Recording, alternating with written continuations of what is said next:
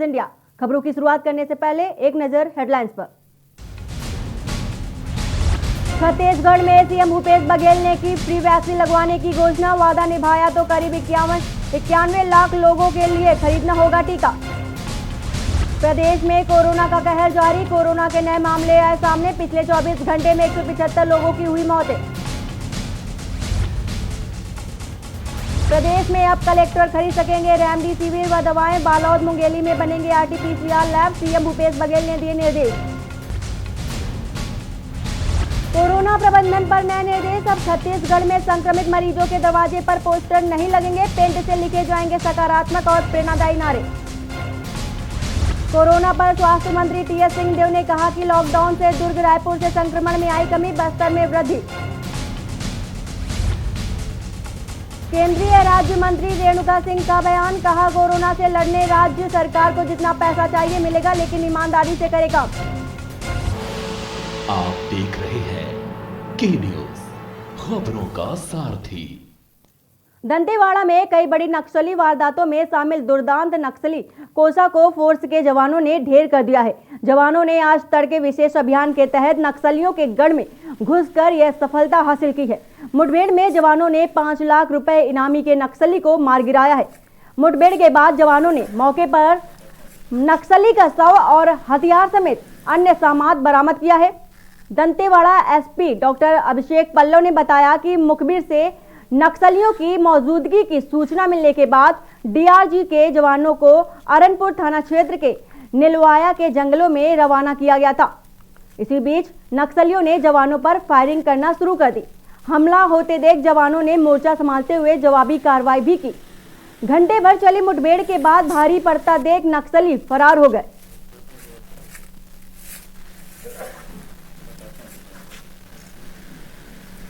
में लगातार सूचना आ रही थी कि मलांगी एरिया कमेटी के नक्सलियों द्वारा रोड काटा जा रहा है, ग्रामीणों को परेशान किया जा रहा है, उससे वसूली की जा रही है। इस सूचना पे कल रात में दंतेवाड़ा से डीआरजी टीमें लॉन्च की गई थी।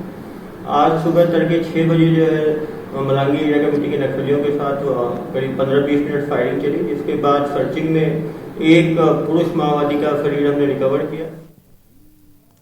बालोद जिले में कोरोना टेस्टिंग किट की तंगी व रिपोर्ट में लेट लतीफी को लेकर संसदीय सचिव का बड़ा बयान सामने आया है, जहां उन्होंने कहा है कि जब तक पर्याप्त उपलब्धता न हो तब तक जरूरतमंदों की कोरोना टेस्टिंग की जाए, ताकि जरूरतमंदों की रिपोर्ट के लिए इंतजार न करना पड़े।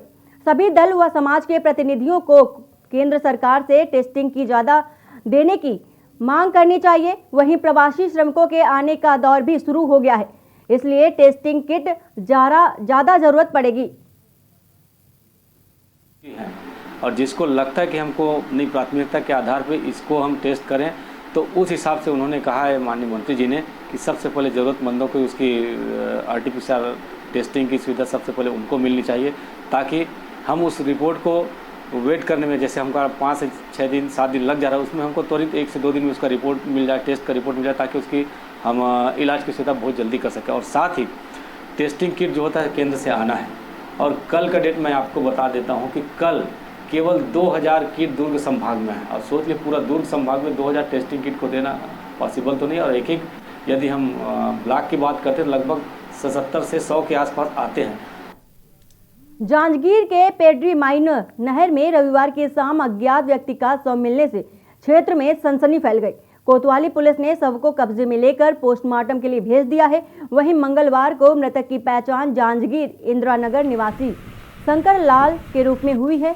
बता दें कि जिला अस्पताल में मृतक का पोस्टमार्टम कराया गया, लेकिन जांच रिपोर्ट नहीं मिलने से मौत के कारण का खुलासा नहीं हो सका है। पूरा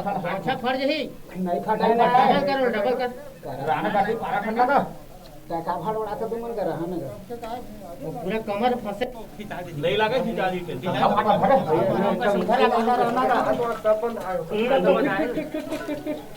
हाथ तक नहीं बांधी थी। बीती शाम को जांजगीर थाना क्षेत्र के पेंड्री के माइनर नहर में एक युवक की लाश फंसी हुई मिली थी, जिस पर पुलिस की टीम तत्काल ही घटनास्थल पर रवाना हुई थी और वहां से युवक की लाश को नहर से बाहर निकाला गया था। रात्रि होने की वजह से शव का पीएम नहीं कराया जा सका था, उसे मॉर्चरी में रखा गया था। आज उसका पीएम कराया गया है और उसकी शिनाख्ती भी हो चुकी है।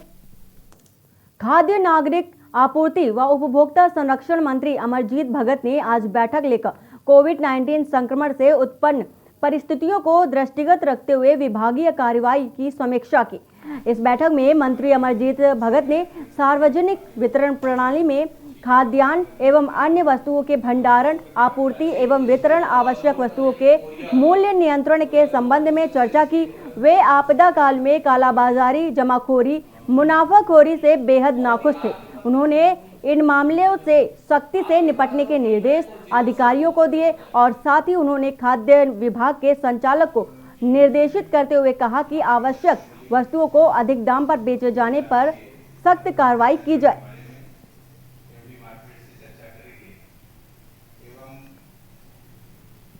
कोविड-19 के संक्रमण को रोकने के लिए जो लॉकडाउन लगाया गया है, इस बीच बहुत सारे जो सप्लाई का काम है वो बंद है और इसमें जहाँ जहाँ भी है वहाँ लोग कई जगह से शिकायत आ रही है कि अधिक मूल्य पर सामान बेच रहे हैं, कंज्यूमर से ज़्यादा राशि वसूल रहे हैं। तो जितना निर्धारित मूल्य है उससे अगर कोई भी ज़्यादा वसूली करेगा, निर्धारित दाम से ज़्यादा में सामान बेचेगा तो उनके खिलाफ सख्त कार्रवाई होगी।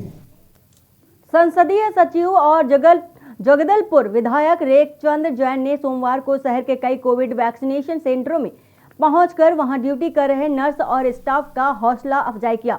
साथ ही प्रदेश के मुख्यमंत्री, स्वास्थ्य मंत्री और जिला प्रशासन की ओर से सभी कर्मियों को साधुवाद ज्ञापित किया गया। उन्होंने कहा कि आज जिस विषम परिस्थिति वाले हालात बने हुए हैं, लोग डरे हुए हैं, ऐसे में आप अपने कर्तव्य को इतनी निष्ठा से निभा रहे हैं, जिसके लिए हम सलाम करते हैं। जैन ने कोरोना टीकाकरण केंद्र, MLB school, nursing college, Bastar high school, Vidya Jyoti school, Surya college, Dipti convent का दौरा किया। बता दें कि ड्यूटी पर समस्त लोगों को रोग प्रतिरोधक आयुष काढ़ा और साबुन का वितरण भी किया गया।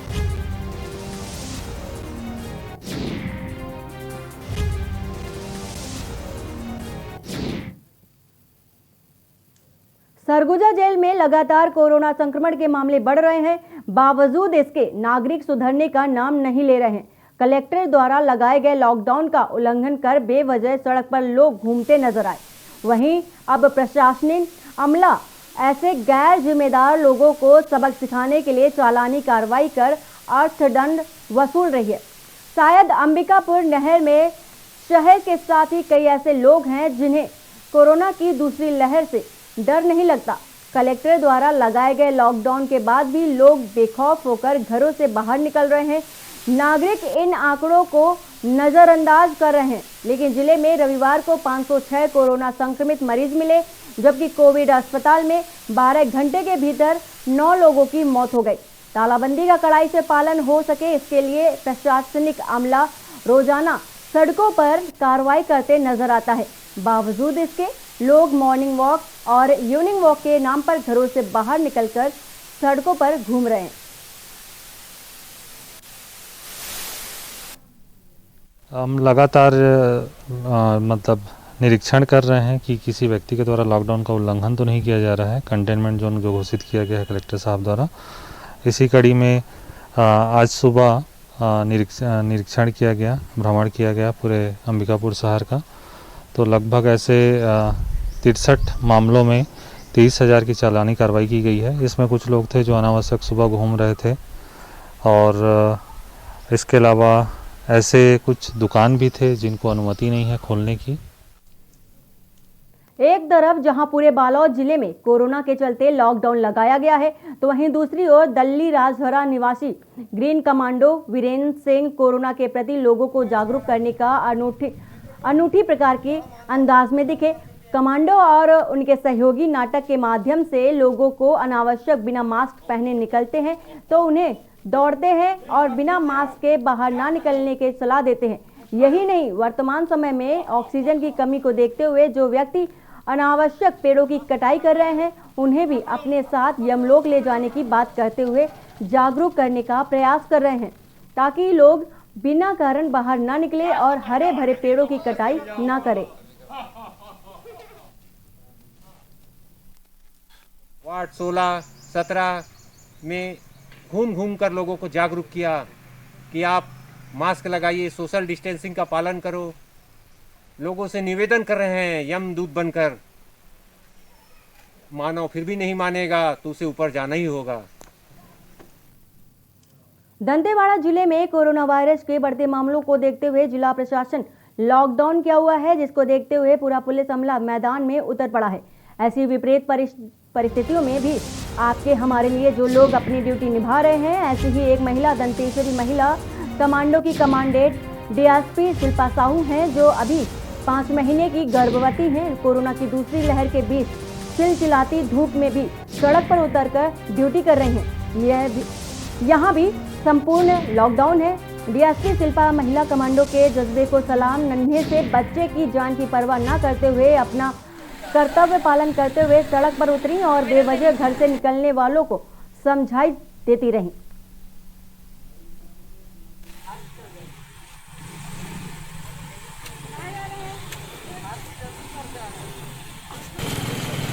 एवं छत्तीसगढ़ में कोरोना का जो है प्रभाव बहुत ही बढ़ता जा रहा है और इस प्रभाव को कम करने के लिए, उसको रोकने के लिए आज हमारे जिला दंतेवाड़ा में भी लॉकडाउन लगाया गया है। और इस लॉकडाउन को सफल बनाने के लिए हमारे जिला पुलिस की जो टीम है वो हर जगह नाके पॉइंट पे तैनात है, ताकि लोगों को जो बिना किसी कार्य के बाहर घूम रहे हैं उनको रोका जा सके, उनको कोरोना से बचाया जा सके।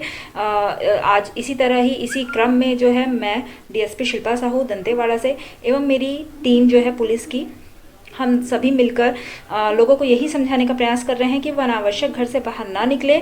हम आपकी सुरक्षा के लिए यहाँ सड़क पर हैं और आप अपनी सुरक्षा के लिए घर में रहें, किसी भी तरीके की बिना किसी कार्य के बाहर ना निकले। पूरे जिले में कोरोना संक्रमण से हाहाकार मचा हुआ है। वहीं किसान नेता योगेश तिवारी ने एक बार फिर आम जनों की सेवा में और कोरोना के बचाव के खातिर अपनी पूरी टीम के साथ बेमेतरा विधानसभा क्षेत्र के सैनिटाइजर का छिड़काव कर रहे हैं और जरूरतमंदों लोगों की मदद कर लोगों से अपील कर रहे हैं। लगातार संक्रमण के बढ़ते प्रकोप से पूरा बेमेतरा जिला पूरी तरीके से कोरोना संक्रमण से प्रभावित है। प्रत्येक दिन पूरे जिले में औसतन 250 से 350 संक्रमित मरीजों का मिलना बदस्तूर जारी है। वहीं बढ़ते मृत्यु दर ने चिंता और बढ़ा दी है।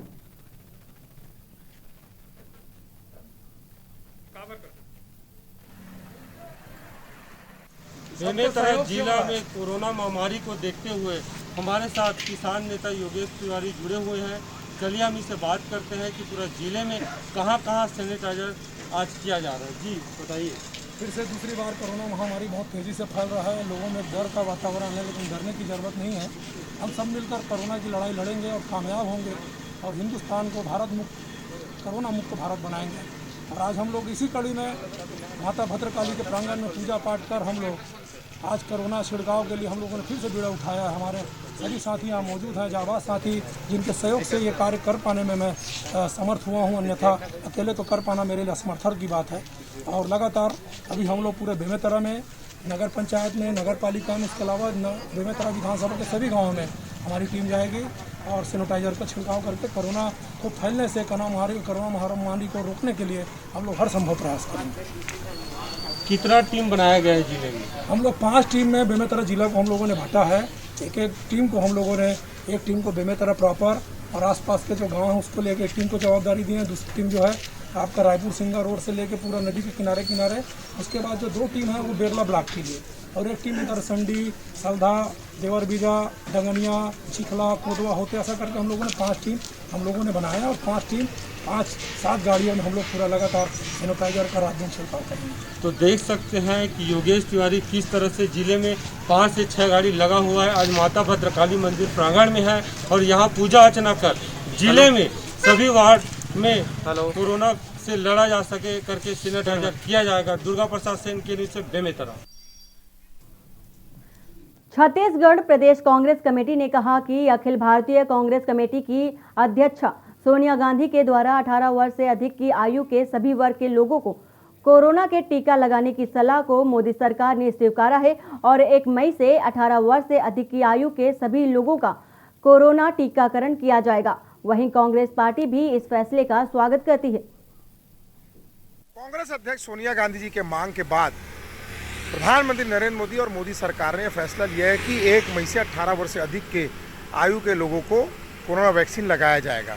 कांग्रेस पार्टी इस फैसले का स्वागत करती है। लगातार कोरोना महामारी का तांडव पूरे देश में चल रहा है और युवा हो, बुजुर्ग हो, बहुत बड़ी तादाद में लोगों की मौत हो रही है। इसको लेकर कांग्रेस अध्यक्षा और यूपीए चेयरपर्सन श्रीमती सोनिया गांधी चिंतित थी और उन्होंने प्रधानमंत्री नरेंद्र मोदी जी को पत्र लिखकर मांग की थी। उस मांग को नरेंद्र मोदी जी ने माना और 18 साल से अधिक की आयु के सभी लोगों को वैक्सीनेशन की जो बात कही है, कांग्रेस पार्टी इसका स्वागत करती है। दंतेवाड़ा जिले के अरनपुर थाना क्षेत्र के नीलावाया के जंगलों में डीआरजी जवानों और नक्सलियों के बीच मुठभेड़ हुई, जिसकी पुष्टि दंतेवाड़ा एसपी अभिषेक पल्लव ने करते हुए कहा कि मुठभेड़ में 5 लाख का इनामी नक्सली कोसा को जवानों ने मार गिराया। घटनास्थल की सर्चिंग करने पर देसी बंदूक, पिस्टल, 3 किलो वजन टिफिन बम, दवाइयां बरामद हुई। आपको बता दें कि नीलवाया इलाके में जवानों द्वारा सर्चिंग बढ़ा दी गई है। दरअसल नक्सलियों ने इस इलाके में सड़क काटकर आवागमन हफ्तों से बंद कर दिया था, जिसकी हलचल जवानों को लगते ही इलाके की सर्चिंग में जवान की टीम भेजी गई थी। में लगातार सूचना आ रही थी कि मलांगी एरिया कमेटी के नक्सलियों द्वारा रोड काटा जा रहा है, ग्रामीणों को परेशान किया जा रहा है, उससे वसूली की जा रही है। इस सूचना पे कल रात में दंतेवाड़ा से डीआरजी टीमें लॉन्च की गई थी। आज सुबह तड़के 6 बजे जो है मलांगी एरिया कमेटी के नक्सलियों के साथ करीब 15-20 मिनट फायरिंग चली, जिसके बाद सर्चिंग में एक पुरुष माओवादी का शरीर हमने रिकवर किया। छत्तीसगढ़ कोरबा जिले के अंतर्गत कटघोरा वन मंडल के केंदई रेंज में आने वाले कोरबा चोटिया सर्किल में बीती रात चोटिया टोल प्लाजा के पास स्थित एक पक्के मकान में आधी रात को एनएच सड़क मार्ग के किनारे अचानक एक हाथी पहुंच गया। हाथी को देखते ही लोगों के बीच चीख पुकार शुरू हो गई और टोल प्लाजा में कार्यरत कर्मचारियों ने वन विभाग के अधिकारियों सहित डायल 112 को इसकी सूचना दी। मौके पर वन विभाग के परिक्षेत्र सहायक एमके साहू और उनके अधीनस्थ कर्मचारियों ने कमान संभालते हुए बौखलाई दंतैल हाथी को किसी तरह जंगल की ओर खदेड़ा। तब कहीं जाकर मकान मालिक ने राहत की सांस ली। सटरवा साला तोड़ने के चक्कर में पड़ा है।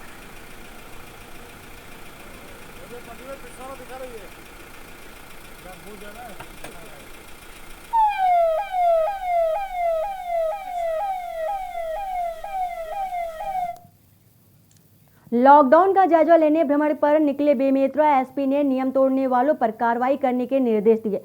वहीं बेमेतरा जिले के एसपी दिव्यांग पटेल पुलिस टीम के साथ सिग्नल चौक, बेमेतरा, देवरबीजा, कोदवा, देवकरे और साजा क्षेत्र में लॉकडाउन का जायजा लिया। इस दौरान लॉकडाउन के नियमों का उल्लंघन करने वाले कोदवा में आटा चक्की संचालक से 500 रुपए का समन शुल्क, ग्राम डूडा में किराना दुकान को सील कर 500 रुपए समन शुल्क लिया गया और बेवजह व बिना मास्क के घूमने वाले 15 लोगों से 7,500 रुपए समन शुल्क लिया गया।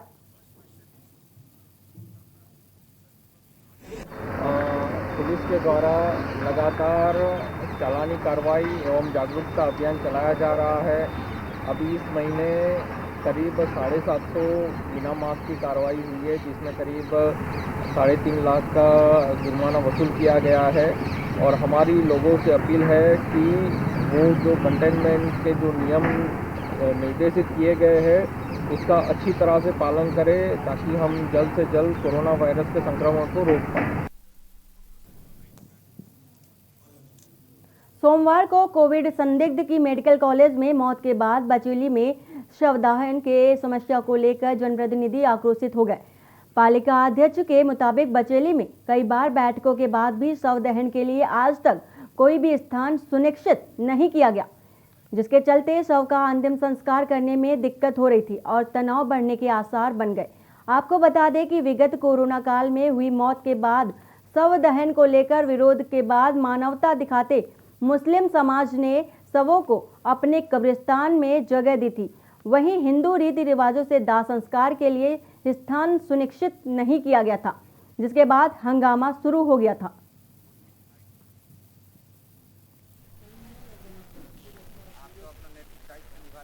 जिस तरह से कोरोना महामारी वैश्विक महामारी फैली हुई है, शव दहन करने के लिए यहाँ बैचली नगर में काफ़ी दिक्कतें आ रहे हैं, जिसमें बीच में मुस्लिम समाज ने अपना जगह दिया था, वहाँ पे हो रहा है। लेकिन कई लोगों का जो हिंदू रीति रिवाज से जो अपना अंतिम संस्कार करते हैं वो होने में दिक्कत हो रहा है। इससे पहले कुछ 1-2 बॉडी का डिस्पोज NMDC क्षेत्र में किया गया था, मानवी क्षेत्र में उनका दहन किया गया था। आज वही मांग को लेकर हम अध्यक्ष मैडम के नेतृत्व में यहाँ पर इकट्ठा हुए हैं और परियोजना जो महाप्रबंधक उनसे बात करेंगे और उनसे जमीन का बात करेंगे। और यहाँ वक्त हो चला है एक छोटे से ब्रेक का, जल्द हाजिर होते हैं।